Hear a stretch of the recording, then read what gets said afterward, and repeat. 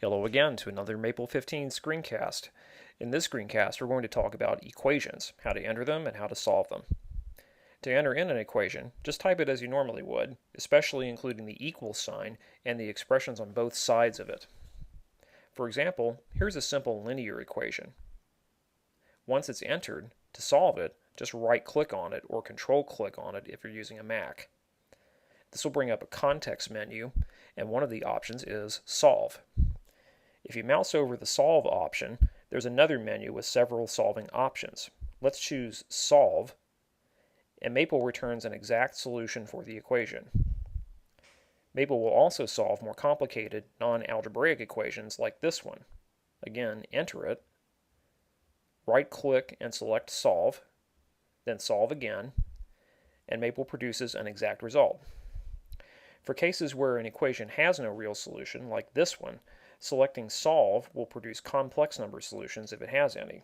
If Maple cannot find any solutions, either real or complex, then an empty list will be produced. Here's an equation that, from our knowledge of trigonometry, we know has infinitely many solutions.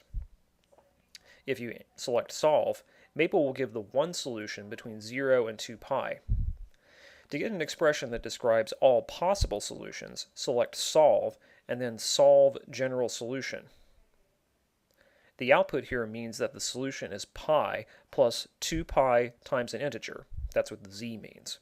So for example, the solutions here are pi, 3 pi, 5 pi, and so on, and also pi, negative 3 pi, and so on.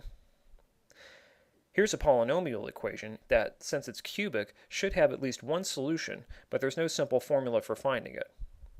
If we use Maple to find it, we get a ridiculously long exact solution for it. This isn't really practical if we're trying to know what the solution is. Instead, we might want to find a numerical, non-exact, approximate solution. To do this, select Solve, and then Numerically Solve, and Maple produces decimal approximations to the solutions. Checking this with a graph can help us make sure the solutions make sense.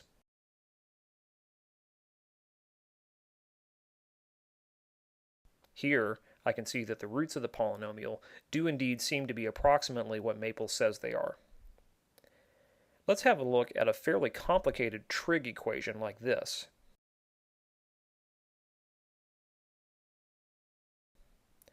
Let's graph the left-hand side first to get an idea of what the solution to this equation should be, or even if there is one.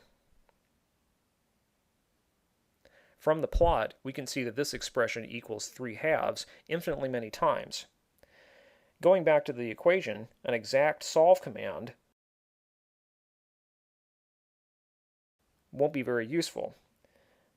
A numerical solve command will give us the smallest positive solution.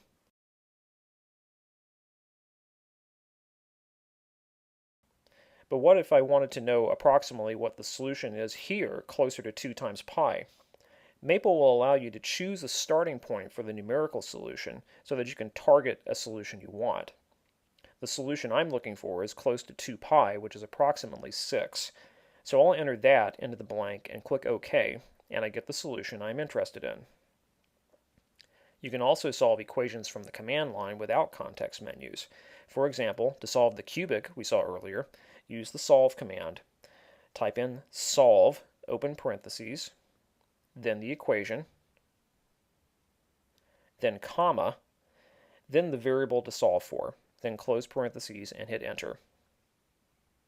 A numerical solution can also be done from the command line using fsolve. It uses the same syntax as solve. Finally, Maple can also solve an equation for a particular variable if more than one variable is involved. For example, here's the formula for the volume of a sphere.